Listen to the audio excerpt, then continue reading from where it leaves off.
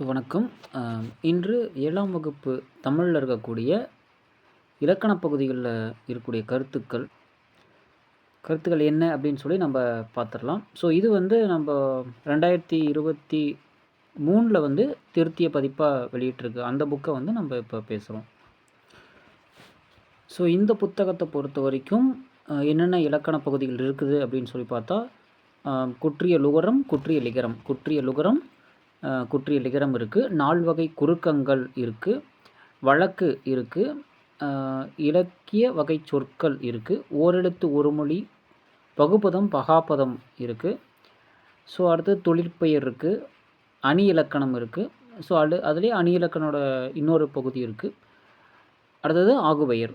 இதெல்லாம் தான் இந்த புத்தகத்தில் இருக்கக்கூடிய இலக்கண பகுதிகள். இதில் முதல் பாடத்தில் இருக்கக்கூடிய குற்றிய லுகரம், குற்றிய லிகரம் அப்படி என்ன கருத்துக்கள் இருக்குது அப்படின்னு சொன்னால், இது நினைவு கூறுக அப்படிங்கிறதுல ஒரு சின்ன இன்ஃபர்மேஷன் இருக்குது. என்ன அப்படின்னா, தமிழ் எழுத்துக்களை முதலெழுத்துக்கள், சார்பெழுத்துக்கள் என 2 வகை பிரிப்பர். தமிழ் எழுத்துக்களை வந்து நம்ம முதலெழுத்து, சார்பெழுத்து 2 வகையை பிரிப்போம். நம்மளுக்கு தெரியும். உயிரெழுத்து 12, மெய்யெழுத்து 18 ஆகிய 30 முதலெழுத்துக்கள் ஆகும். நம்மளுக்கு தெரியும் உயிரெழுத்து 12ம் மெய்யெழுத்து 18ம் சேர்ந்தது தான் 12 + 18, 30 எழுத்துக்கள். சார்பெழுத்துக்கள் 10 வகைப்படும். அவை உயிர்மை, ஆயுதம், உயிரளபடை, ஒற்றளபடை, குற்றிய லுகரம், குற்றிய லிகரம், ஐகார குறுக்கம், ஔகார குறுக்கம், மகர குறுக்கம், ஆயுத குறுக்கம். உயிர்மை, ஆயுதம், உயிரளபடை, ஒற்றளபடை, குற்றிய லுகரம், குற்றிய லிகரம், ஐகார குறுக்கம், ஔகார குறுக்கம், மகர குறுக்கம் அப்படின்னு நம்ம 10 இருக்குது. இது சார்பெழுத்து. சார்பெழுத்துக்களில் இருக்கக்கூடிய ஒன்று வந்து குற்றிய லுகரம். அதுதான் இப்போ நம்ம பார்க்குறோம். குழந்தை, வகுப்பு, பாக்கு. குழந்தை, வகுப்பு, பாக்கு.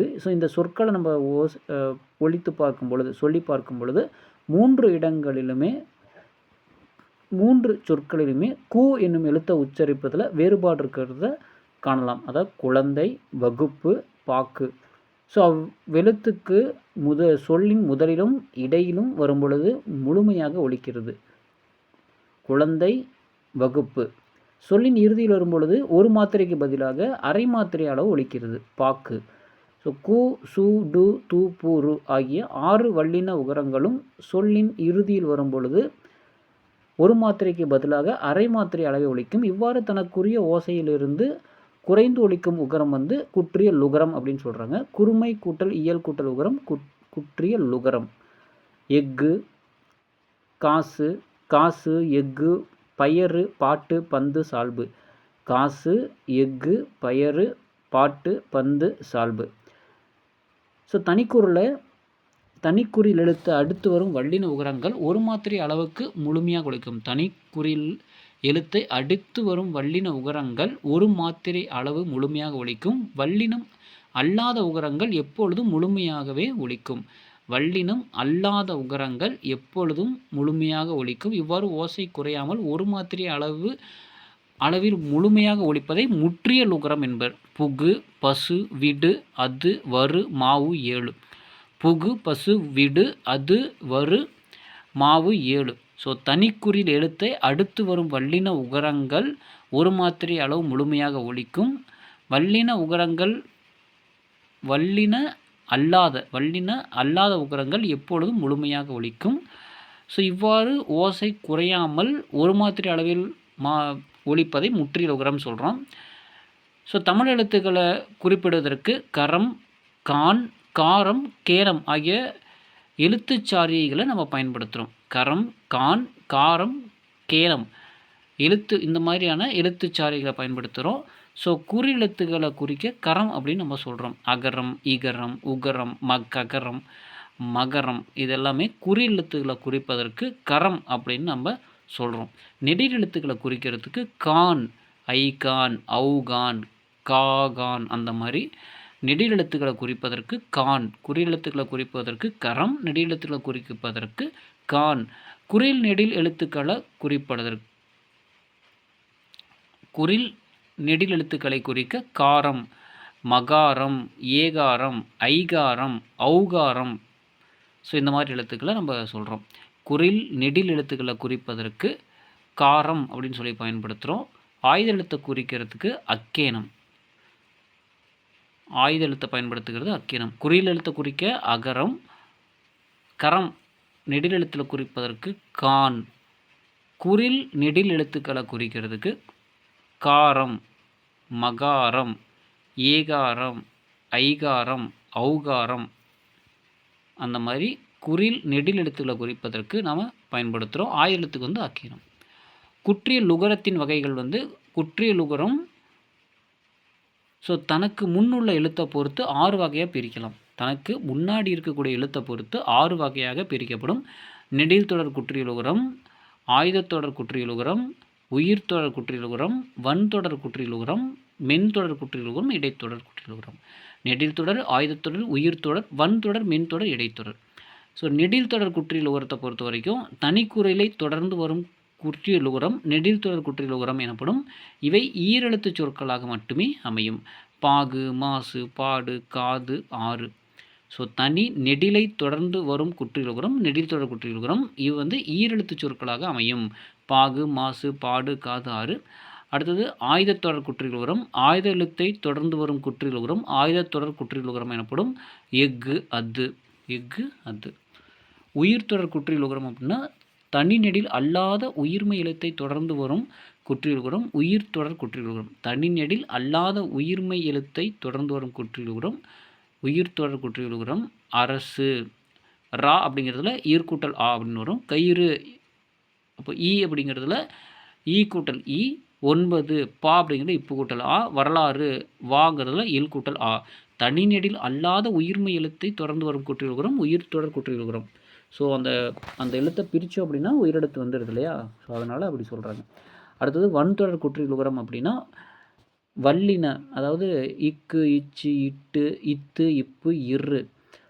மெய்யெழுத்துக்களை தொடர்ந்து வல்லின மெய்யெழுத்துக்களை தொடர்ந்து வரும் குற்றியலுகரம் வன்தொடர் குற்றியலுகரம். பாக்கு, பேச்சு, பாட்டு, பத்து, உப்பு, பற்று. இதுக்கெல்லாமே இக்கு, இச்சு, இட்டு, இத்து, இப்பு, இரு. இந்த வல்லின மெய்யெழுத்துக்களை தொடர்ந்து வரும் குற்றியலுகரம். அந்த குசுடு துப்புருவது இல்லையா? அது வந்து வன்தொடர் குற்றியலுகரம். அடுத்து மென்தொடர் குற்றியலுகரம்னா மெல்லின எழுத்துக்கள் இங்கு, இஞ்சு, இன்னு, இந்து, இம்மு, இன்னு. இந்த மாதிரி மெய்யெழுத்துக்களை தொடர்ந்து வரும் குற்றியலுகரம் மென்தொடர் குற்றியலுகரம். பங்கு, மஞ்சு, பண்பு, பந்து, அம்பு, கன்று. இந்த மாதிரி வரக்கூடியது. இடைத்தொடர் குற்றியலுகரம் அப்படின்னா இடையின் எழுத்துக்கள் இரு, இ, இர், இல், இவ், இல், இல். இந்த மாதிரி மெய்யெழுத்துக்களை தொடர்ந்து வரும் குற்றியலுகரம் இடைத்தொடர் குற்றியலுகரம் அப்படின்னு நம்ம சொல்கிறோம். இடையின மெய்யெழுத்தை தொடர்ந்து வரும் குற்றியலுகரம் இடைத்தொடர் குற்றியலுகரம். எய்து, மார்பு, சால்பு, மூழ்கு. அந்த மாதிரி இவ் என்னும் எழுத்தை தொடர்ந்து வரும் குற்றியலுகர சொற்கள் இல்லை. இவ் என்னும் எழுத்தை தொடர்ந்து வரும் குற்றியலுகர சொற்கள் இல்லை. மேலும் சு, டு, ரு ஆகியவை இறுதியாக அமையும் இடைத்தொடர் குற்றியலுகர சொற்களும் இல்லை. சு, டு, ரு ஆகியவை இறுதியாக அமையும் இடைத்தொடர் குற்றியலுகர சொற்களும் இல்லை. அடுத்தது குற்றிய லிகரம். குற்றிய லிகரம் பொறுத்த வரைக்கும் வரகு கூட்டல் யாது. வரகு கூட்டல் யாது இங்கே இரு சொற்களையும் சேர்த்து விரைவாக ஒழித்து பார்க்கணும். வரகியாது, வரகு கூட்டல் யாது, வரகியாது அப்படின்னு சொல்கிறோம் இல்லையா? இந்த வரகியாது என ஒழிப்பதை அறியலாம். முதல் சொல்லின் இறுதியில் உள்ள கூ, அதாவது வரகு இல்லையா, அதில் கூ என்னும் எழுத்து கி, வரகி அப்படின்னு இல்லை. கூ வரகு கூட்டல் யாது வரகின்னு மாறுது இல்லையா? முதல் சொல்லின் இறுதியில் உள்ள கூ என்னும் எழுத்து கி என்று ஒலிக்கிறது.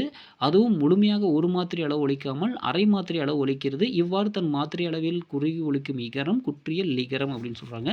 குறுமை கூட்டல் இயல் கூட்டல் இகரம் குற்றிய லிகரம் அப்படின்னு சொல்கிறாங்க. குற்றிய லிகரம் 2 இடங்கள் மட்டும்தான் வரும் அப்படிங்கிறோம். குற்றிய லுகர சொற்களை தொடர்ந்து எகரத்தை முதலெழுத்தாக கொண்ட சொற்கள் வரும் பொழுது குற்றிய லுகரத்தில் உள்ள உகரம் இகரமாக மாறும். அதாவது குற்றியலுகர சொற்களை தொடர்ந்து எகரத்தை முதலாக கொண்ட சொற்கள் வரும் பொழுது குற்றியலுகரத்தில் உள்ள சொற்கள் உகரம் இகரமாக மாறும். அந்த இகரம் தனக்குரிய ஒரு மாத்திரை அளவிலிருந்து அரை மாத்திரை அளவாக குறைந்து ஒலிக்கும்.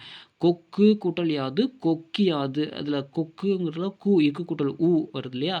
அப்போ அந்த கூ தான் வந்து இகரமாக மாறுது.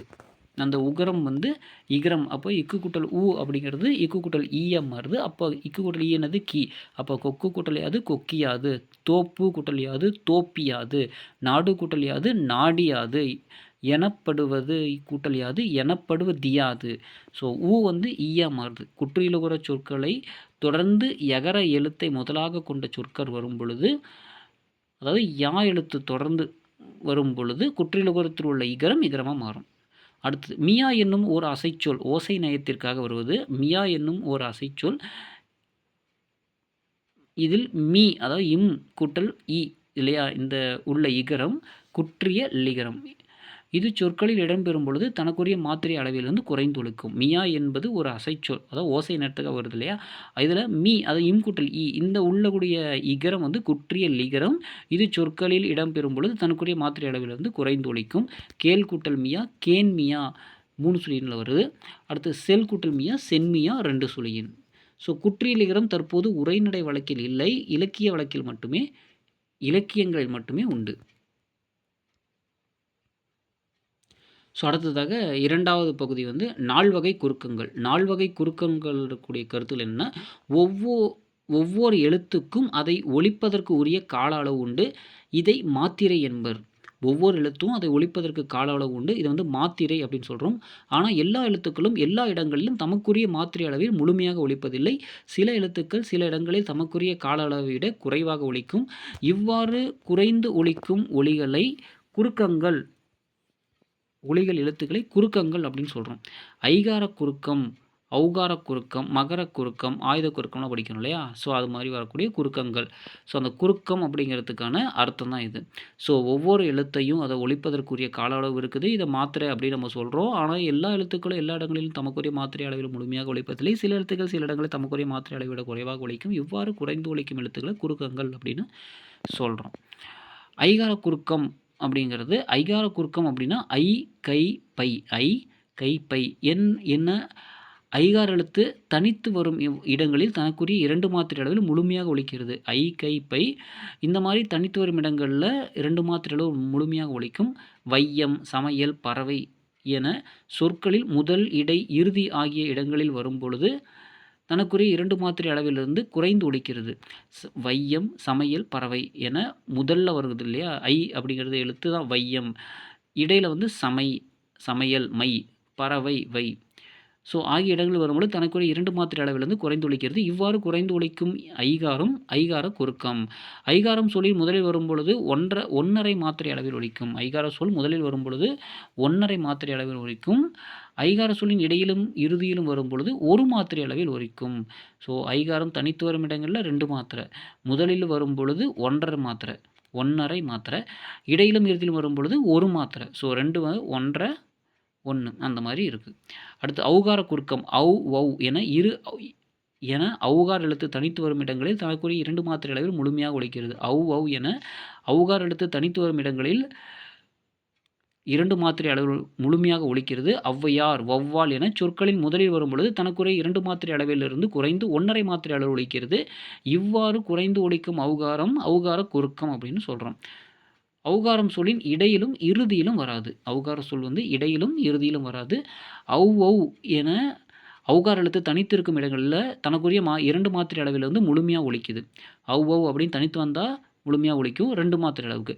ஔவையார், வௌவால் அப்படிங்கிற சொற்கள் முதல்ல வரும் பொழுது 2 மாத்திரை அளவில் வந்து 1.5 மாத்திரையாக ஒலிக்குது.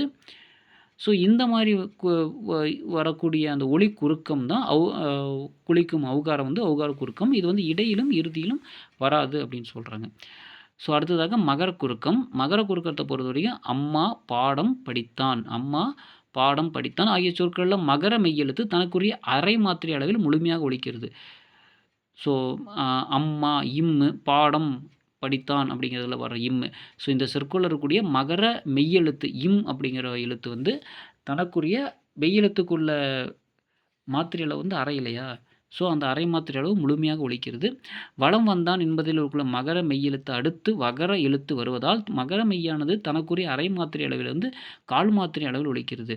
வலம் வந்தான் என்பதில் இருக்கக்கூடிய அங்கே வந்து பாடம் படித்தான் ரைட்டா. ஸோ அங்கே வந்து அரை மாத்திரை முழுசாக ஒலிக்குது. இங்கே வலம் வந்தான் என்பதில் வந்து இங்கே எப்படி இருக்குன்னா வலம் வந்தான். அப்போ அதாவது மகர மெய்யெழுத்து அடுத்து வகர எழுத்து வருவதால் வலம் வா அப்படின்னு வந்திருக்கு இல்லையா. ஸோ அதில் மகர மெய் என்ன பண்ணுது, தனக்குரிய அரை மாத்திரை அளவு குறைந்து, அரை மாத்திரையிலிருந்து அளவு குறைந்து 1/4 மாத்திரை அளவு ஒலிக்கிறது.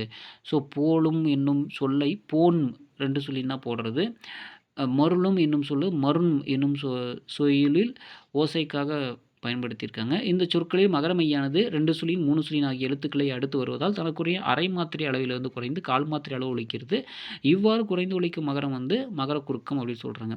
ஸோ இதில் போலும் அப்படிங்கிறது போன்மு, மருளும் அப்படிங்கிறது மரும் அப்படின்னு ஓசை சீரமைப்புக்காக நம்ம பயன்படுத்தியிருக்கோம். இந்த சொற்களில் மகர மெய்யானது இன் ஆகிய அடுத்து வருவதால் தனக்குரிய அரை மாத்திரை அளவிலிருந்து கால் மாத்திரை அளவு ஒலிக்கிறது. இவ்வாறு குறைந்து ஒலிக்கும் மகரம் வந்து மகர குறுக்கம் அப்படின்னு சொல்கிறோம். அடுத்தது ஆயுத குறுக்கம் பொறுத்த வரைக்கும் அக்கு எக்கு இந்த சொற்கள் வரக்கூடிய ஆயுத எழுத்து தனக்குரிய அரை மாத்திரை அளவில் முழுமையாக ஒலிக்கிறது.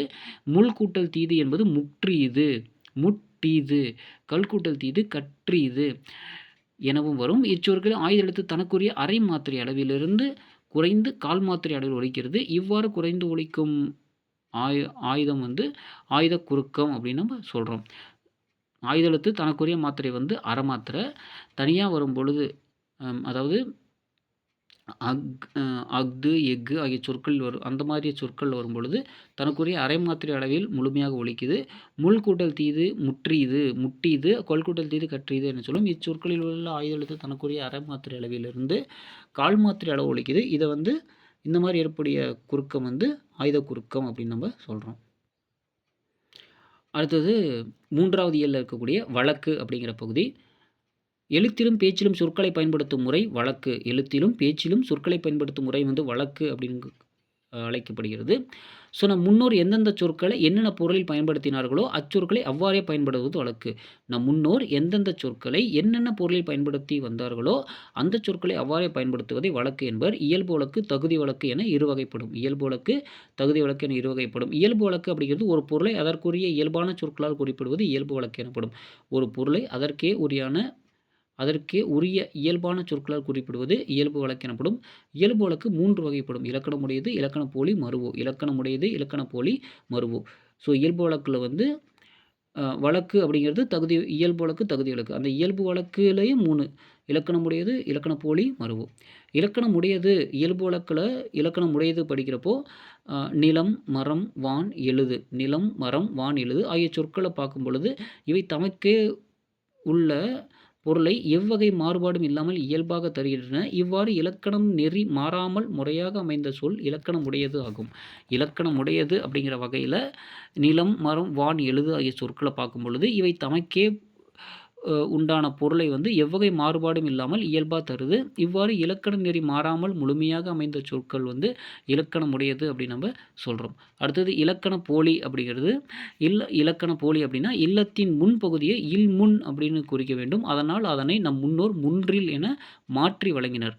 இல்லத்தின் முன்பகுதியை வந்து இல்முன் 2 சுழின் இல்முன் என்று குறிக்க வேண்டும். ஆனால் அதனை நம் முன்னோர்கள் வந்து முன்றில் என மாற்றி வழங்கினர். கிளையின் நுனிப்பகுதியை கிளை நுனி என கூறாமல் நுனிக்கிளை என குறிப்பிடுகிறோம். கிளை நுனி அப்படின்னு சொல்லாமல் நுனிக்கிளை அப்படின்னு சொல்கிறோம். இல்முன் சொல்லாமல் முன்றில்னு சொல்கிறோம். ஸோ இவ்வாறு இலக்கண முறைப்படி அமையாவிடினும் இலக்கணம் உடையவை போலவே ஏற்றுக்கொள்ளப்படும் சொற்கள் இலக்கண போலி எனப்படும். இலக்கண போலி என்பது பெரும்பாலும் சொற்களின் பின்பகுதிகள் இடம் மாறி வருவதையே குறிக்கும். இலக்கண போலி என்பது பெரும்பாலும் சொற்களின் முன்பின் பகுதிகள் இடம் மாறி வருவதையே குறிக்கும். எனவே இலக்கண போலியை முன்பின்னாக தொக்க போலி என குறிப்பிடுவர். ஸோ இலக்கண போலி அப்படிங்கிறது பெரும்பாலும் முன்பின் பகுதிகள் வந்து இடம் மாறி வருவதை தான் நம்ம குறிக்குது. எனவே இலக்கண போலி வந்து முன்பின் தொக்க போலி அப்படின்னு நம்ம சொல்கிறோம். ஸோ எடுத்துக்காட்டாக புறநகர், கால்வாய், தசை, கடைக்கண். புறநகர், கால்வாய், தசை, கடைக்கண். ஸோ வாயில், வாசல். இல்லத்துக்குள் நுழையும் வழி. இல்லத்துக்குள் நுழையும் வழி இல்வாய். அதாவது இல்லத்தின் வாய் என குறிப்பிட வேண்டும். ஆனால் அதன் வாயில் என வழங்குகிறோம். இது இலக்கண போலியாகும். வாயில், வாசல் என்ன வித்தியாசம்னா இல்லத்தின் நுழையும் வழி வந்து இல்வாய், இல்லத்தின் வாய் என குறிப்பிட வேண்டும். ஆனால் இதனை வாயில் என வழங்குகிறோம். இது இலக்கண போலி. வாயில் என்னும் சொல்லை பேச்சு வழக்கு சொல்லில் வாசல் என வழங்குகிறோம். இது மருவு ஆகும். வாயில் எனும் சொல்லை வந்து பேச்சு வழக்கில் வாசல் என்று சொல்கிறோம். இது மருவு அப்படின்னு சொல்கிறோம். மருவு அப்படின்னா நாம் எல்லா சொற்களையும் எல்லா இடங்களிலும் முழுமையாக வடிவத்தில் பயன்படுத்துவது இல்லை. தஞ்சாவூர் என்னும் பெயரை தஞ்சை என்றும் திருநெல்வேலி என்னும் பெயரை நெல்லை என்றும் வழங்குகிறோம். இவ்வாறு இலக்கண நெறியிலிருந்து பிறந்து சிதைந்து வழங்கும் சொற்கள் மருவு சொற்கள். கோவை, குடந்தை, எந்தை, போது, சோனாடு இதெல்லாமே மருவு சொற்கள் தான். அடுத்தது தகுதி வழக்கு. தகுதி வழக்கை பொறுத்த வரைக்கும் ஏதேனும் ஒரு காரணத்தினால் பிறரிடம் சொல்ல தகுதியற்ற சொற்களை தகுதியான வேறு சொற்களால் குறிப்பிடுவது தகுதி சொற்கள் ஆகும். இது தகுதி வழக்கு 3 வகைப்படும். தகுதி வழக்கு அப்படிங்கிறது ஏதேனும் ஒரு காரணத்தினால் பிறரிடம் சொல்ல தகுதியற்ற சொற்களை தகுதியான வேறு சொற்களால் குறிப்பிடுவது தகுதி வழக்காகும். இது தகுதி வழக்கு 3 வகைப்படும். இடக்கரடக்கல், மங்கலம், குழுவுக்குறி. இடக்கரடக்கல், மங்கலம், குழுவுக்குறி. இடக்கரடக்கல் அப்படின்னா பிறரிடம் வெளிப்படையாக சொல்லத்தகாத சொற்களை தகுதியுடைய வேறு சொற்களால் கூறுவது இடக்கரடக்கல். பிறரிடம் வெளிப்படையாக சொல்ல தகாத சொற்களை தகுதியுடைய வேறு சொற்களால் கூறுவது இடக்கரடக்கல் ஆகும். கால் கழுவி வந்தான், குழந்தை வெளியே போய்விட்டது, ஒன்றுக்கு போய் வந்தேன், இதெல்லாமே இடக்கரடக்கல்ல வரும். அதாவது சொல்லத்தகாத சொற்களை தகுதியுடைய வேறு சொற்களாக கூறுவது இடக்கரடக்கல். மங்கலம் அப்படின்னா செத்தார் என்பது மங்களம் இல்லாத சொல் என நம் முன்னோர் கருதினர். செத்தார் அப்படிங்கிறது மங்களம் இல்லாத சொல் அப்படின்னு நம் முன்னோர்கள் கருதியிருக்காங்க. எனவே செத்தார் என குறிப்பிடாமல் துஞ்சினார் என குறிப்பிட்டனர். நாம் இக்காலத்தில் இயற்கை எய்தினார் என்று குறிப்பிடுகிறோம். அதாவது துஞ்சினார், இயற்கை எய்தினார் குறிப்பிடுகிறோம். இவ்வாறு மங்களமில்லாத சொற்களை மங்களமான வேறு சொற்களால் குறிப்பிடுவதை மங்களம் அப்படின்னு சொல்கிறோம். மங்களமில்லாத சொற்களை மங்களமான வேறு சொற்களால் குறிப்பிடுவது மங்களம் அப்படின்னு சொல்கிறோம். ஓலை அப்படிங்கிறத திருமுகம்னு சொல்கிறோம். ஓலைங்கிறத திருமுகம்னு சொல்கிறோம். கருப்பாடு வெள்ளாடுன்னு சொல்கிறோம். விளக்கை அணை அப்படிங்கிறது விளக்கை குளிரவை. சுடுகாடு அப்படிங்கிறது நன்காடு. ஓலை திருமுகம், கருப்பாடுங்கிறது வெள்ளாடு, விளக்கை அணை விளக்கை குளிரவை, சுடுகாடு நன்காடு, இதெல்லாம் சொல்கிறோம். அடுத்தது குழுவுக்குறி அப்படின்னா பலர் கூடியிருக்கும் இடத்தில் சிலர் மட்டும் தமக்குள் சில செய்திகளை பகிர்ந்து கொள்ள விரும்பினால் மற்றவர்கள் புரிந்து கொள்ள இயலாத வகையில் செய்திகள் சொற்களை பயன்படுத்துவர். இவ்வாறு ஒரு குழுவினர் ஒரு பொருள் அல்லது செயலை குறிக்க தமக்குள் பயன்படுத்தி கொள்ளும் சொற்களை குழுவுக்குறி அப்படின்னு நம்ம சொல்கிறோம். பலர் கூடியிருக்கும் இடத்துல சிலர் மட்டும் தமக்குள் சில செய்திகளை பகிர்ந்து கொள்ள விரும்பினால் மற்றவர்கள் புரிந்து கொள்ள இயலாத வகையில் சொற்களை பயன்படுத்துவர். இவ்வாறு ஒரு குழுவினர் ஒரு பொருள் அல்லது செயலை குறிக்க தமக்குள் பயன்படுத்தி கொள்ளும் சொற்களை குழுவுக்குறி எனப்படும். பொன்னை பரி என பொற்கொள்ளர் பயன்படுத்துவாங்க. பொன்னை பரி என பொற்கொள்ளர் பயன்படுத்துவது. ஆடையை காரை என யானைப்பாகர் பயன்படுத்துவது. ஆடையை காரை என யானைப்பாகன் பயன்படுத்துவது. இது எல்லாமே குழுவுக்குறி தான். ஸோ இடக்கரடக்கல், மங்கலம், குழுவுக்குறி மூன்றும் ஒரு சொல்லுக்கு மாற்றாக வேறு சொல்லை பயன்படுத்தும் முறைகளாகும். நாகரிகம் கருதி மறைமுகமாக குறிப்பிடுதல் இடக்கரடக்கல். நாகரிகம் கருதி மறைமுகமாக குறிப்பிடுதல் இடக்கரடக்கல். மங்களமற்ற சொற்களை மாற்றி மங்கள சொற்களால் குறிப்பிடுதல் மங்களம். மங்களமற்ற சொற்களை மாற்றி மங்கள சொற்களால் குறிப்பிடுவது மங்களம். பிறர் அறியாமல் ஒரு குழுவுக்கு மட்டும் புரியும் வகையில் குறிப்பிடுதல் குழுவுக்குறி. பிறர் அறியாமல் ஒரு குழுவிற்கு மட்டும் புரியும் வகையில் குறிப்பிடுதல் குழுவுக்குறி. ஸோ போலி அப்படிங்கிறது அறம் செய்ய விரும்பு, இது ஔவையார் வாக்கு. அரண் வலியுறுத்தல் என்பது திருக்குறள் அதிகாரங்களில் ஒன்று. ஸோ இந்த தொடரில் அறம், அரண் ஆகிய சொற்கள் ஓர் எழுத்து மாறியுள்ளது, ஆனால் பொருள் மாறவில்லை. அறம் செய்ய விரும்பு அப்படின்னாலும் அரண் செய்ய விரும்பு அப்படின்னாலும் மாறல. அறம் செய்ய விரும்புன்னு ஔவையார் சொல்லியிருக்காங்க. அரண் வலியுறுத்தல் திருக்குறளில் இருக்கக்கூடிய ஒரு அதிகாரத்தில் இருக்குது. ஸோ இதில் அறம், அரண் இதில் ஒரு எழுத்து மாறி இருக்குது, ஆனால் பொருள் மாறல. ஸோ இவ்வாறு சொல்லில் முதலிலோ இடையிலோ இறுதியிலோ இயல்பாக இருக்க வேண்டிய ஒரு எழுத்துக்கு பதிலாக வேறொரு எழுத்து இடம்பெற்று அதே பொருள் தருவது போலி அப்படின்னு சொல்கிறோம். ஸோ சொல்லின் முதலிலோ இடையிலோ இறுதியிலோ இயல்பாக இருக்க வேண்டிய ஒரு எழுத்துக்கு பதிலாக வேறொரு எழுத்து இடம்பெற்று அதே பொருள் தருவது போலி எனப்படும். போலி என்னும் சொல் போல இருத்தல் என்பதிலிருந்து தோன்றியது. போலி அப்படிங்கிறது போல இருத்தல் என்பதிலிருந்து தோன்றியது. போலி 3 வகைப்படும். முதற்போலி, இடைப்போலி, கடைப்போலி. முதற்போலி, இடைப்போலி, கடைப்போலி. முதற்போலி அப்படின்னா பசல், பைசல், மஞ்சு, மைஞ்சு, மயல், மையல் ஆகிய சொற்கள் முதலெழுத்து மாறினாலும் பொருள் மாறவில்லை. பசல், பைசல், மஞ்சு, மைஞ்சு, மயல், மையல், மையல் ஸோ ஆகிய சொற்களும் முதலெழுத்து மாறினாலும் பொருள் மாறவில்லை. இவ்வாறு முதலில் இருக்க வேண்டிய எழுத்திற்கு பதிலாக வேறொரு எழுத்து அமைந்து அதே பொருளை தருவது முதற்போலியாகும்.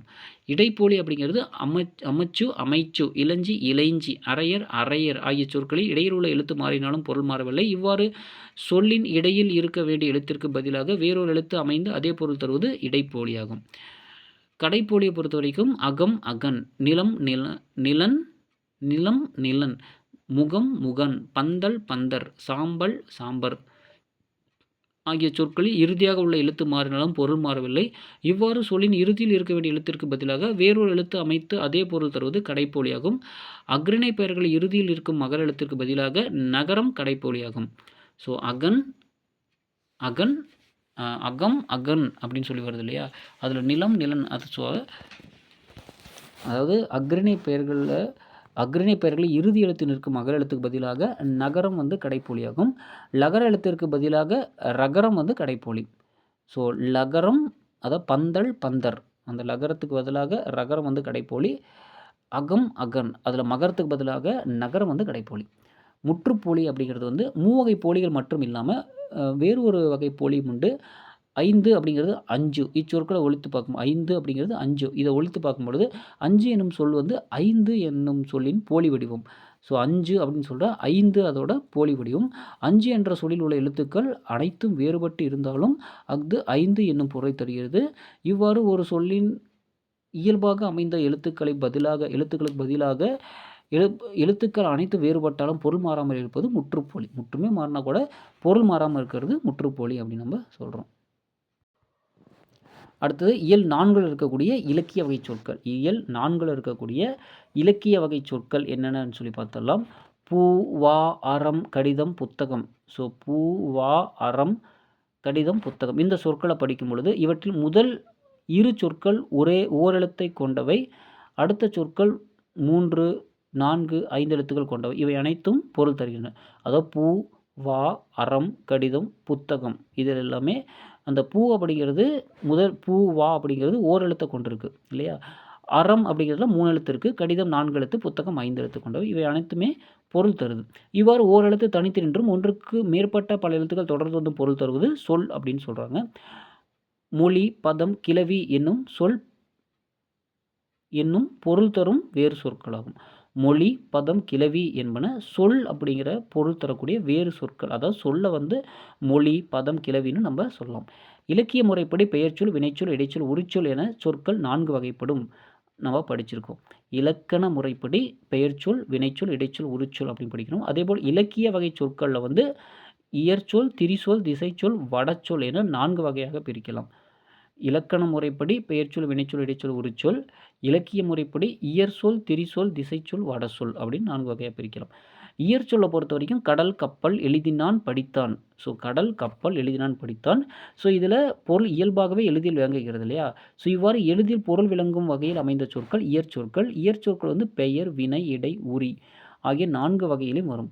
பெயர், வினை, இடை, உரி ஆகிய 4 வகையிலும் வரும். ஸோ எடுத்துக்காட்டு மண், பொன் இது வந்து பெயர் இயற்சொல். நடந்தான், வந்தான்கிறது வினை இயற்சொல். அவனை, அவனால் இடை இயற்சொல். மாநகர் உரி இயற்சொல்.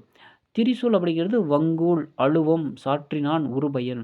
வங்கூல், அழுவம், சாற்றினான், உருபயன். ஸோ இந்த சொற்களை பார்க்கும் பொழுது இது வந்து இச்சொற்கள் இலக்கியங்களில் பயின்று வரும் சொற்கள். இவை வங்கூல் அப்படின்னா காற்று, அழுவம்னா கப்பல், சாற்றினான்னா சொன்னான், உருபயன்னா மிகுந்த பயன். ஸோ இவ்வாறு கற்றோருக்கு மட்டும், அதாவது இலக்கியங்கள் வந்து தெரிஞ்சால் தான் இதை நம்ம படிக்க முடியல. கற்றோருக்கு மட்டுமே விளங்குபவையாகவும் இலக்கியங்களை மட்டும் பயின்று வருபவையாகவும் இருக்கக்கூடிய சொற்கள் திரிசொற்கள் அப்படின்னு சொல்கிறாங்க. திரிசொற்களுக்கும் பெயர், வினை, இடை, உரி ஆகிய 4 வகையிலும் வரும். அழுவம், வங்கம்ங்கிறது பெயர் திரிசொல். இயம்பினான், பயின்றான் வினை திரிசொல். அன்ன, மன்ன இடை திரிசொல். அதான் 2 சொல்லி இல்லை 2 சொல்லினா. கூர்களி அப்படிங்கிறது உரி திரிசொல். கூர்களிங்கிறது உரி திரிசொல். திரிசொற்களை ஒரு பொருள் குறித்த பல திரிச்சொற்கள் எனவும் பல பொருள் குறித்த ஒரு திரிச்சொல் எனவும் 2 வகையாக பிரிக்கலாம். திரிச்சொற்களை ஒரு பொருள் குறித்த பல திரிச்சொல் எனவும் பல பொருள் குறித்த ஒரு திரிச்சொல் எனவும் பிரிக்கலாம். வங்கம், அம்பி, நாவாய் என்பன கப்பல் என்னும் ஒரே பொருளை தரக்கூவதால் இது ஒரு பொருள் குறித்த பல திரிசொல். வங்கம், அம்பி, நாவாய் என்பன கப்பல் என்னும் ஒரே பொருளை தருவதால் ஒரு பொருளை குறித்த பல திரிசொல் அப்படின்னு சொல்கிறாங்க. இதழ் என்னும் சொல் வந்து பூவின் இதழ், உதடு, கண் இமை, பனை ஏடு, நாளிதழ். இதழ் அப்படிங்கிறத வந்து பூவின் இதழ், உதடு, கண் இமை, பனை ஏடு, நாளிதழ் ஆகிய பல பொருள்களை தருவதால் பல பொருள் குறித்த ஒரு திரிசொல் சொல்கிறோம். திசை சொல்லை பொறுத்த வரைக்கும் சாவி, சன்னல், பண்டிகை, ரயில் இந்த சொற்கள் வந்து தமிழ் வழக்கில் இருந்தாலும் இவை தமிழ் சொற்கள் அல்ல. பிற மொழியில் இருந்து வந்து தமிழில் வழங்கி வருபவையாகும். இவ்வாறு வடமொழி தவிர பிற மொழியில் இருந்து வந்து தமிழில் இடம்பெயரும் சொற்கள் வந்து திசை சொற்கள் அப்படின்னு சொல்லுவோம். சாவி, சன்னல், பண்டிகை, ரயில் இதெல்லாமே தமிழ் வழக்கில் இல்லை. இதெல்லாம் பிற மொழியிலிருந்து தமிழில் வழங்கி வருவது. ஸோ இவ்வாறு வடமொழி தவிர பிற மொழியில் இருந்து வந்து தமிழில் இடம்பெறும் சொற்கள் வந்து திசை சொற்கள் அப்படின்னு சொல்லுவோம். முற்காலத்தில் பாண்டிய நாட்டை தவிர தமிழ்நாட்டில் பிற பகுதியில் வழங்கிய கேணி அப்படின்னா கிணறு, பெற்றம்னா பசு ஆகிய சொற்களும் திசை சொற்களே ஆகும். அதாவது கேணி, பெற்றம் இதெல்லாமே திசை சொற்கள் தான். முற்காலத்தில் பாண்டிய நாட்டை தவிர தமிழ்நாட்டின் பிற பகுதிகளில் வழங்கிய கேணி, பெற்றம், அப்படிங்கிற சொற்கள் திசை சொற்களாம். கேணி அப்படின்னா கிணறு, பெற்றம்னா பசு. வடசொல் பொறுத்த வரைக்கும் வருடம், மாதம், கமலம், விடம், சக்கரம். வருடம், மாதம், கமலம், விடம், சக்கரம் முதலிய சொற்கள் தமிழில் வழக்கில் இருந்தாலும் இவை தமிழ் சொற்கள் அல்ல. இவை வடமொழி எனப்படும் சமஸ்கிருத மொழி சொற்களாகும். இவ்வாறு வடமொழியிலிருந்து தமிழில் இடம்பெறும் சொற்களை வடமொழி சொற்கள் அப்படின்னு சொல்கிறாங்க. வட சொற்களை தற்சமம் தற்பவம் தற்பவம் அப்படின்னு 2 வகையாக பிரிப்போம். கமலம், அலங்காரம் என்னும் வடமொழியில் இருப்பது போன்றே தமிழில் எழுதுவதை தற்சமம் அப்படின்னு சொல்கிறோம். கமலம், அலங்காரம் என வடமொழியில் இருப்பது போன்றே தமிழில் எழுதுவதை தற்சமம் சொல்கிறோம். லக்ஷ்மி என்பதை லக்குமி என்றும், விஷம் என்பதை விடம் என்றும் தமிழ் எழுத்துக்களால் மாற்றி எழுதுவதை தற்பவம்னு சொல்கிறோம். கமலம், அலங்காரம் என வடமொழியில் இருப்பதை தமிழில் இருப்பது போன்றே தமிழில் மாற்றி எழுதுறது தற்சமம். லக்ஷ்மி என்பதை லக்குமின்னு சொல்லி, விஷம் என்பதை விடம் அப்படின்னு சொல்லி தமிழ் எழுத்துக்களால் மாற்றி எழுதுவதை தற்பவம்னு சொல்லி நம்ம போகிறோம். அவ்வளோ. ஸோ என்னென்னா கமலம் நம்ம இங்கே தமிழ்லேயே சொல்கிறோம் இல்லையா, அலங்காரம் தமிழ்லேயே சொல்கிறோம். ஸோ அதனால் அங்கே இருக்க மாதிரி இங்கேயும் நம்ம பயன்படுத்துறதுனால அது தற்சமம், அங்கே இருக்கிறத நம்ம சமமாக பயன்படுத்துகிறோம். லட்சுமி லக்குமி, விஷம் விடம் அப்படின்னு மாற்றியில் பயன்படுத்துகிறோம். அதனால் இது தற்பவம். அடுத்தது இயல் 5ல் இருக்கக்கூடிய ஓரெழுத்து ஒரு மொழி பகுபதம் பகாப்பதம். ஓரெழுத்து ஒரு மொழி பகுபதம் பகாப்பதம். ஓரெழுத்து ஒரு மொழி அப்படிங்கிறது ஈ, பூ, கை ஆகிய எழுத்துக்களை கவனிக்கும் பொழுது இவை ஒன்றிற்கும் பொருள் உண்டு. அதாவது ஈக்கு தனியாக பொருள் இருக்குது, பூக்கு தனியாக பொருள் இருக்குது, கைக்கு தனியாக பொருள் உண்டு. இவ்வாறு ஓர் எழுத்தே பொருள் தரும் சொல்லாக அமைவதை ஓரெழுத்து ஒரு மொழி அப்படின்னு சொல்கிறாங்க. ஓர் எழுத்தே பொருள் தரும் சொல்லாக அமைவது ஓரெழுத்து ஒரு மொழி. நன்னூல் என்னும் இலக்கண நூலை எழுதிய பவனந்தி முதிவர் தமிழில் 42 ஓரெழுத்து ஒருமுறை உள்ளன என குறிப்பிட்டார். இவற்றில் நோ, குறில் நோ, நோ, து ஆகிய 2 சொற்களை தவிர ஏனைய 40 சொற்களும் நெடில் எழுத்துக்களாக அமைந்தவையாகும். நன்னூல் என்னும் இலக்கண நூலில் எழுதிய பவனந்தி முனிவர் என்ன சொல்கிறார் அப்படின்னா 42 ஓரெழுத்து ஒருமொழியில் இருக்குது. இவற்றில் நோ, து ஆகிய 2 சொற்களை தவிர ஏனைய 40 சொற்களும் நெடில் எழுத்துக்களாக தான் இருக்குது அப்படின்னு சொல்கிறாங்க. ஸோ இதில் ஓரெழுத்து ஒரு மொழின்னு அவற்றோட பொருள் அப்படின்னு பார்க்குறது இதில் 42மே ரொம்ப ரொம்ப முக்கியம். ஆனா பசு, ஈனா கொடு, ஊனா இறைச்சி, ஏ அம்பு, ஐ தலைவன், ஓ மதகு நீர் தாங்கும் பலகை, கா சோலை, கூ பூமி, கை ஒழுக்கம், கோ அரசன், சா இறந்து போ, சி இகழ்ச்சி, சே உயர்வு, சோ மதில், தா கொடு, தீ நெருப்பு, தூ தேய்மை, தூய்மை, தே கடவுள், தை தைத்தல், நா நாவு, நீ முன்னிலை, நே அன்பு, நை இழிவு, நோ வறுமை, பா பாடல், பூ மலர், பே மேகம், பை இளமை, போ செல், மா மாமரம், மீ வான், மூ மூப்பு, மே அன்பு, மை அஞ்சனம், மோ மோத்தல், யா அகலம், வா அழைத்தல், வி மலர், வை புல், வௌ கவர், நோ நோய், து உன். ஸோ ஆ பசு, ஈ கொடு, ஊ இறைச்சி, ஏ அம்பு, ஐ தலைவன், ஓ மதகுநீர் தாங்கும் பலகை, கா சோலை, கூ பூமி, கை ஒழுக்கம், கோ அரசன், சா இறந்து போ, சி இகழ்ச்சி, சே உயர்வு, சோ மதில், தா கொடு, தீ நெருப்பு, தூ தூய்மை, தே கடவுள், தை தைத்தல், நா நாவு, நீ முன்னிலை ஒருமை, நே அன்பு, நை இழிவு, நோ வறுமை, பா பாடல், பூ மலர், பே மேகம், பை இளமை, போ செல், மா மாமரம், மீ வான், மூ மூப்பு, மே அன்பு, மை அஞ்சனம், மோ மோத்தல், யா அகலம், வா அழைத்தல், வி மலர், வை புல், வௌ கவர், நோ நோய், து உன். அடுத்தது பகுபதத்தை பொறுத்த வரைக்கும் வேலன், படித்தான் ஆகிய சொற்களை கவனிக்கும் பொழுது வேலன் என்னும் சொல்ல வேல் கூட்டல் அன் அப்படின்னு சொல்லி பிரிக்கலாம். படித்தான் அப்படின்னு பிரிக்கும் பொழுது படி கூட்டல் இத்து கூட்டல் ஆண் என பிரிக்கலாம். படி கூட்டல் இத்து கூட்டல் ஆண் என பிரிக்கலாம். இவ்வாறு சிறு சிறு உறுப்புகளாக பிரிக்கும் வகையில் அமையும் சொற்களை பகுபதங்கள் அப்படின்னு சொல்கிறோம். பிரிக்கப்படும் உறுப்புகளை பகுபத உறுப்புகள் என குறிப்பிடுறோம். அதில் பெயர் பகுபதம், வினைப்பகுபதம் அப்படின்னு நம்ம சொல்கிறோம். பெயர் பகுபதத்தை பொறுத்த வரைக்கும் பகுபதமாக அமையும் பெயர் சொற்கள் பெயர் பகுபதாகும். பகுபதமாக அமையும் சொற்கள் பெயர் பகுபதாகும். இதனை பொருள், இடம், காலம், சினை, குணம், தொழில் என 6 வகைப்படுத்துவர். பொருள், இடம், காலம், சினை, பண்பு, தொழில் என 6 வகைப்படும் பெயர் பகுபதம். பொருள் பொன்னன், பொன் கூட்டல் எண். இடம் நாடன், நாடு கூட்டல் எண். காலம் சித்திரையான், இது சித்திரை கூட்டல் ஆண். சினை கண்ணன், கண் கூட்டல் அன். பண்பு இனியன், இனிமை கூட்டல் அன். தொழில் வந்து உழவன், உழவு கூட்டல் அன். ஸோ பெயர் பெயர் பகுபதத்தை பொறுத்தவரைக்கும் பகுபதமாக அமையும் பெயர் சொற்கள் பெயர் பகுபதம் பொருள், இடம், காலம், சினை, குணம், பண்பு, தொழில் ஆகிய 6 வகையாக நம்ம பிரிக்கலாம். பொருளுங்கிறப்ப பொன்னன், அதாவது பொன் கூட்டல் அன். இடம் வந்து நாடன், நாடு கூட்டல் அன். காலம் சித்திரையான், சித்திரை கூட்டல் ஆண். சினையன் சினை வந்து கண்ணன், கண் கூட்டல் அன். பண்பு இனியன், இனிமை கூட்டல் அன். தொழில் உழவன், உழவு கூட்டல் அன். அடுத்தது வினை பகுபதம். பகுபதமாக அமையும் வினைச்சொல் வினை பகுபதமாகும். பகுபதமாக அமையும் வினைச்சொல் வினை பகுபதமாகும். உண்கிறான், உன் கூட்டல் கின்று கூட்டல் ஆண். அடுத்தது பகுபத உறுப்புகள். பகுபத உறுப்புகள் 6 வகைப்படும். அவை பகுதி, விகுதி, இடைநிலை, சந்தி, சாரியை, விகாரம். பகுபதத்தின் முதலில் அமைந்து முதன்மையான பொருளை தருவது பகுதி ஆகும். பகுபதத்தின் பகுதி கட்டளையாகவே அமையும். பகுபதத்தின் முதலில் அமைந்து முதன்மையான பொருளை தருவது பகுதியாகும். வினை பகுபதத்தின் பகுதி கட்டளையாகவே அமையும். பகுபதத்தின் இறுதியில் அமைந்து திணை, பால், எண், இடம் ஆகியவற்றையோ முற்று, எச்சம் ஆகியவற்றையோ காட்டுவது விகுதியாகும். பகுபதத்தின் இறுதியில் அமைந்து திணை, பால், எண், இடம் ஆகியவற்றையோ முற்று, எச்சம் ஆகியவற்றையோ காட்டுவது விகுதியாகும். பகுபதத்தின் விகுதிக்கும் இடையில் அமைந்து பகுதிக்கும் விகுதிக்கும் இடையில் அமைந்து காலம் அல்லது எதிர்மறையை காட்டுவது இடைநிலையாகும். பகுதிக்கும் விகுதிக்கும் இடையில் அமைந்து காலம் அல்லது எதிர்மறையை காட்டுவது இடைநிலையாகும். பெரும்பாலும் பகுதிக்கும் இடைநிலைக்கும் இடையே அமைந்து மெய்யெழுத்து சந்தி எனப்படும்.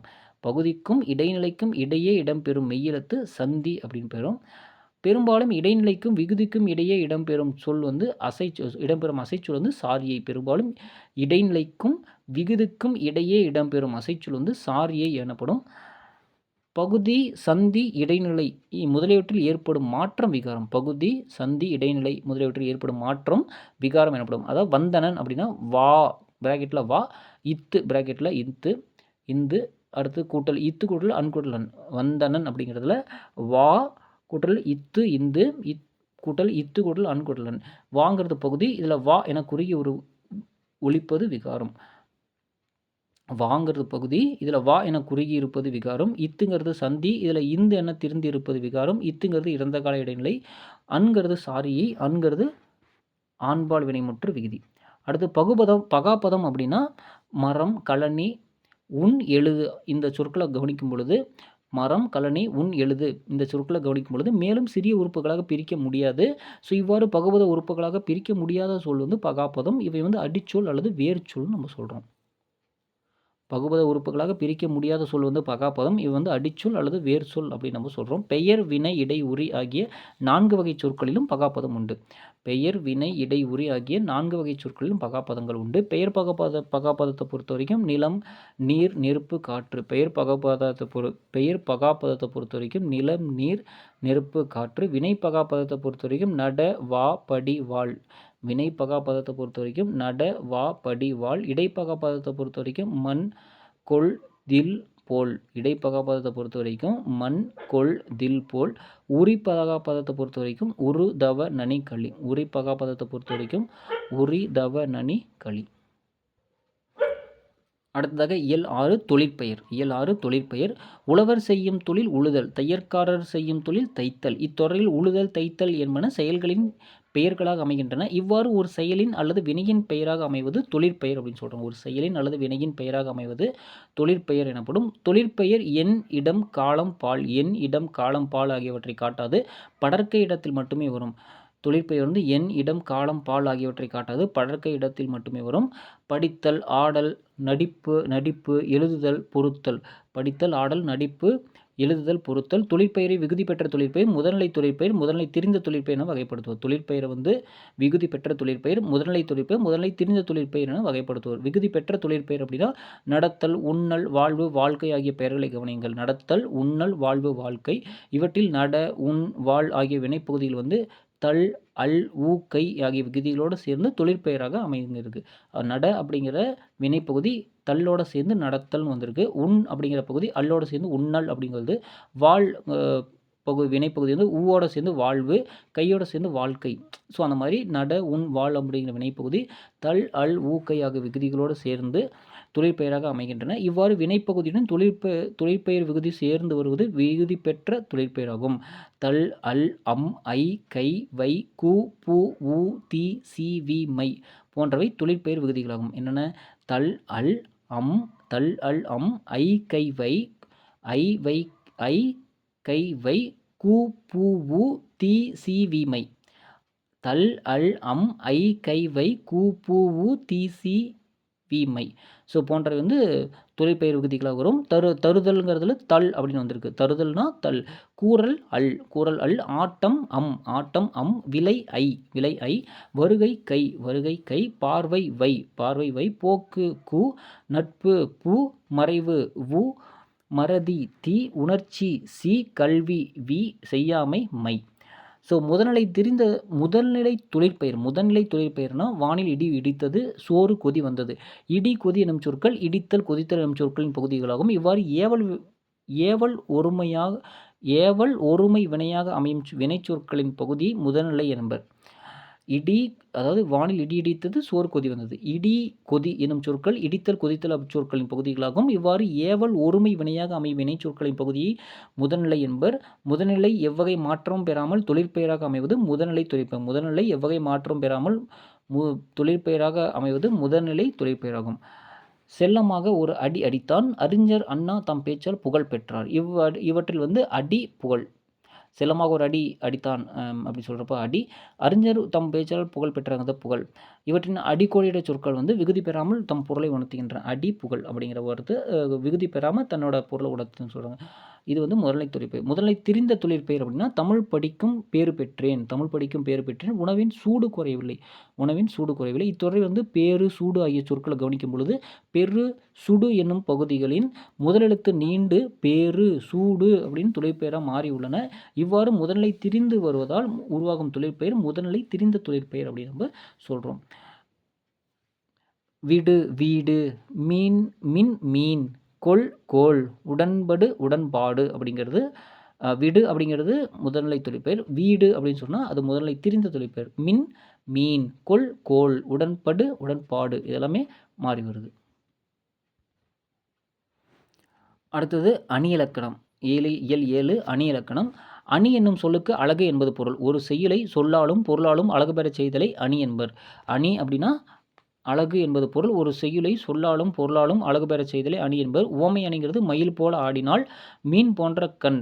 இத்தொடர்களை படியுங்கள். இத்தொடரில் நடனம் ஆடும் பெண்ணோடு மயிலையும் கண்ணுடன் மீனையும் ஒப்பிட்டுள்ளனர்.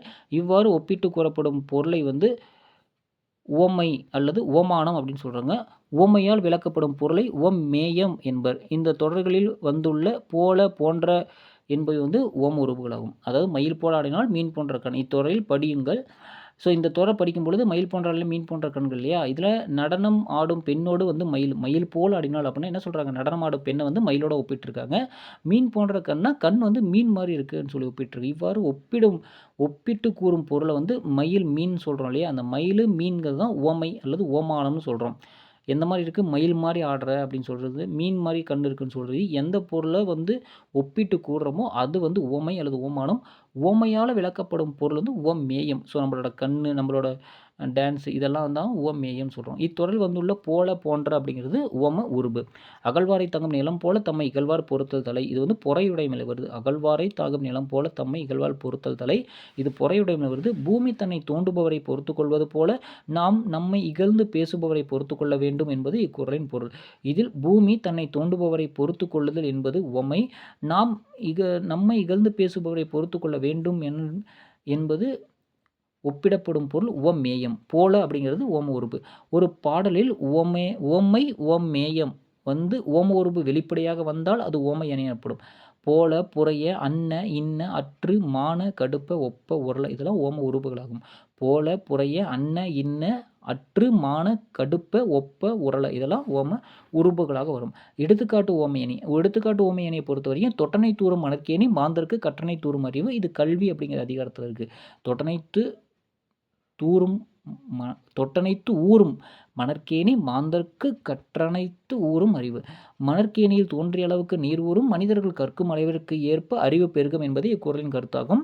இதில் தொட்டனைத்து ஊறும் மணற்கேணி என்பது உவமை, மாந்தருக்கு கற்றனைத்து ஊறும் அறிவு என்பது உவமேயம். இடையில் அது போல் என்னும் ஓம உருபு மறைந்து வந்துள்ளது. இவ்வாறு உவமை ஒரு தொடராகவும் உவமேயம் ஒரு தொடராக வந்து ஓம உருபு மறைந்து வந்தால் அது எடுத்துக்காட்டு ஓமை அணியாகும். அடுத்தது இல் பொருள் ஓமையணி. மாலை வெயிலில் மலைத்தூறல் பொன் மழை பொழிந்தது போல் தோன்றியது. மாலை வெயிலில் மலைத்தூறல் பொன்மழை பொழிந்தது போல் தோன்றியது. காளை கொம்பு முளைத்த குதிரை போல பாய்ந்து வந்தது. காளை கொம்பு முளைத்த குதிரை போல பாய்ந்து வந்தது. இத்தொடரில் பொன்மழை பொழிந்தது போல, கொம்பு முளைத்த குதிரை போல என்னும் உவமைகள் வந்துள்ளன. உலகில் பொன்மழையாக பொழிவதும் இல்லை, கொம்பு முளைத்த குதிரையும் இல்லை. இவ்வாறு உலகில் இல்லாத ஒன்றை உவமையாக கூறுவது இல் பொருள் ஓமையணி. இல்லாத பொருளை கூறும் ஓமையணி இல் பொருள் ஓமையணின்னு சொல்கிறோம். மாலையில் வெயிலில் மலைத்தூறல் பொன்மலை போல் பொழிந்து பொன்மலை பொழிந்தது போல் தோன்றியது. காளை கொம்பு முளைத்த குதிரை போல் அப்படிங்கிறது எல்லாமே பொன்மலை பொழிந்தது போல், கொம்பு முளைத்த குதிரை போல், இதெல்லாமே இல் பொருள் ஓமையணி. அடுத்ததாக உருவகணி. இயல் 8 உருவகணி. உருவகணியை பொறுத்த வரைக்கும் ஒரு பொருளை விளக்க மற்றொரு பொருளை ஓமையாக கூறுவது ஓமையணி. ஒரு பொருளை விளக்க மற்றொரு பொருளை ஓமையாக கூறுவது ஓமையணி அப்படின்னு நம்ம படிக்கிறோம். உவமை வேறு ஓமிக்கப்படும் பொருள் வேறு என்று இல்லாமல் இரண்டும் ஒன்றே என்று தோன்றும்படி கூறுவது உருவகணி. உவமை வேறு ஓமிக்கப்படும் பொருள் வேறு என்று இல்லாமல் இரண்டும் ஒன்றே என்று தோன்றும்படி கூறுவது உருவகணி. இதில் உவமிக்கப்படும் பொருள் முன்னும் ஓமை பின்னுமாக அமையும். உவமிக்கப்படும் பொருள் முன்னும் உவமை பின்னுமாக அமையும். தேன் போன்ற தமிழ் என்று கூறுவது உவமை. தமிழாகிய தேன் என்னும் பொருளில் தமிழ் தேன் என்று கூறுவது உருவகம். தேன் போன்ற தமிழ்னு சொன்னால் அது உவமை. தமிழாகிய தேன் என்னும் பொருளில் தமிழ் தேன் அப்படின்னு சொன்னால் உருவகம். வெள்ளம் போன்ற இன்பத்தை அப்படிங்கிறது இன்ப வெள்ளம்னு சொன்னால் கடல் போன்ற துன்பத்தை துன்ப கடல் என்று சொல்வதும் உருவகம். அப்போ உருவகத்தை பொறுத்தவரை தமிழ் தேன், இன்ப வெள்ளம், துன்பக்கடல் இந்த மாதிரிலாம் வரும். வையம் தகலியா வார்கடலை நெய்யாக வெய்ய கதிரோன் விளக்காக செய்ய சுடர் ஆழியான் அடிக்கே சூடினேன் கொள்மாலை இடராளி நீங்குக என்று.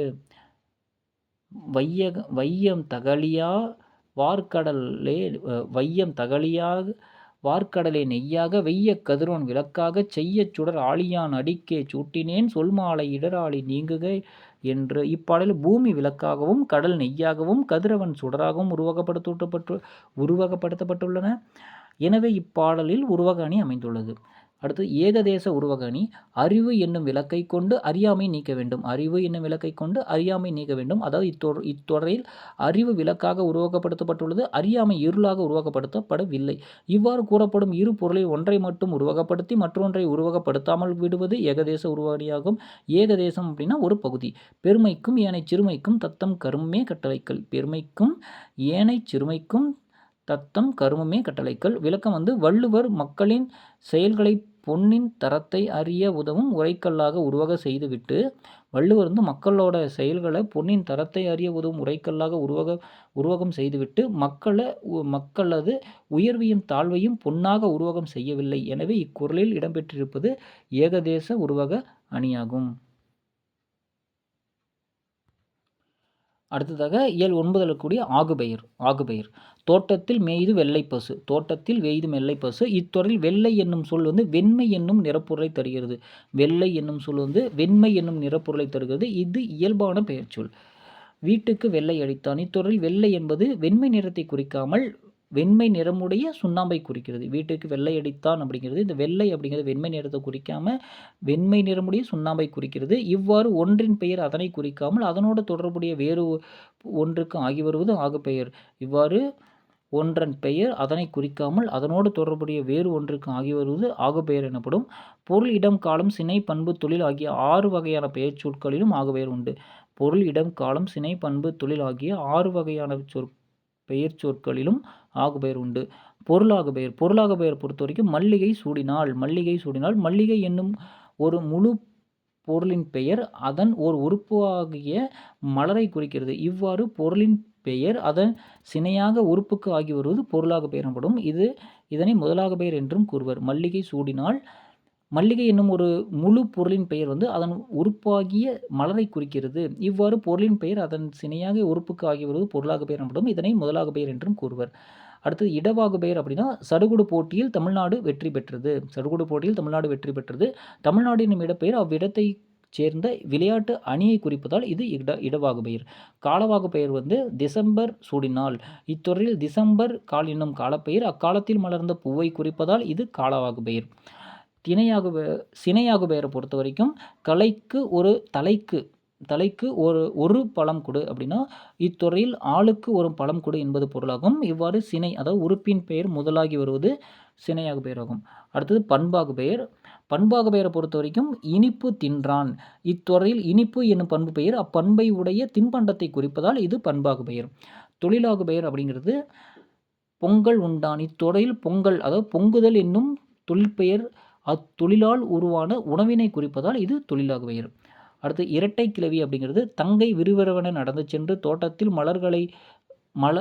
மலர்ந்த மலர்களை கலகலவென சிரித்தபடியே மலமளவென கொய்யத் தொடங்கினாள். இத்தொடரில் விறுவிறு, கலகல, மலமல ஆகிய சொற்களை கவனித்தோம். ஆனால் இவை ஒவ்வொன்றிலும் அசைச்சொற்கள் இரண்டிரண்டாக இணைந்து வந்துள்ளன. அவற்றை பிரித்து பார்த்தால் பொருள் தரவில்லை. இவ்வாறு இரட்டையாக வந்து பிரித்தால் பொருள் தராத சொற்களை இரட்டை கிளவி என்று கூறுவோம். அடுத்து அடுக்கு தொடர் அப்படிங்கிறது சிறுவர்கள் விளையாடி கொண்டிருந்தனர். அமுதன் திடீரென பாம்பு பாம்பு பாம்பு என்று கத்தினான். எங்கே எங்கே என்று கேட்டபடியே மற்ற சிறுவர்கள் அவன் அருகே ஓடி வந்தன. இல்லை இல்லை சும்மாதான் சொன்னேன் என்று சிரித்தபடியே ஓடினான் அமுதன். அவனை பிடி பிடி பிடி பிடி என்று கத்துக்கொண்டே மற்றவர்கள் துரத்தினார்கள். இப்பகுதியில் சில சொற்கள் 2, 3, 4 முறை இடம்பெற்றுள்ளன. இவ்வாறு அச்சம், விரைவு, சினம். அச்சம், விரைவு, சினம் போன்ற காரணங்களால் ஒரு சொல் ஒன்றுக்கு மேற்பட்ட முறை தொடர்ந்து வருவதை அடுக்கு தொடர் என்பர். அடுக்கு தொடரில் பலமுறை இடம்பெறும் ஒவ்வொரு சொல்லும் பொருளுடையது. அடுக்கு தொடரில் பலமுறை இடம்பெறும் ஒவ்வொரு சொல்லும் தொடர்புடையது. அடுக்கு தொடர் இரட்டை கிளவி ஒப்பீடு. அடுக்கு தொடரில் உள்ள சொற்களை தனித்தனியே பிரித்து பார்த்தாலும் அவற்றுக்கு பொருள் உண்டு. இரட்டை கிளவியை பிரித்து பார்த்தால் அது பொருள் தருவதில்லை. அடுக்கு தொடரில் ஒரே சொல் 2 அல்லது 3 முறை வரும். இரட்டை கிளவியில் ஒரு சொல் 2 முறை மட்டுமே வரும். அடுக்கு தொடரில் ஒரு சொல் 2 அல்லது 4 முறை வரும். 2 அல்லது 4 முறையும். இரட்டை கிளவியில் ஒரு சொல் 2 முறை மட்டுமே வரும். அடுக்கு தொடரில் சொற்கள் தனித்தனியே நிற்கும். இரட்டை கிளவியில் சொற்கள் இணைந்தே நிற்கும். அடுக்கு தொடரில் சொற்கள் தனித்தனியே நிற்கும். இரட்டை கிளவியில் சொற்கள் இணைந்தே நிற்கும். அடுக்கு தொடர் விரைவு, வெகுளி, அச்சம், அவலம் ஆகிய பொருள்கள் காரணமாக வரும். அடுக்கு தொடர்ங்கிறது விரைவு, வெகுளி, உவகை, அச்சம், அவலம் ஆகிய பொருள்களின் காரணமாக வரும். இரட்டை கிளவி வந்து வினைக்கு அடைமொழியாக குறிப்பு பொருளில் வரும். இரட்டை கிளவி அப்படிங்கிறது வினைக்கு அடையாக குறிப்பு பொருளில் வரும். ஸோ இத்துடன் வந்து 7ஆம் வகுப்பில் இருக்கக்கூடிய கருத்துக்கள் எல்லாமே பார்த்தாச்சுன்னு நினைக்கிறேன். ஸோ நம்ம அடுத்து வரக்கூடிய பகுதியில் நம்ம பார்க்கலாம். தேங்க்யூ.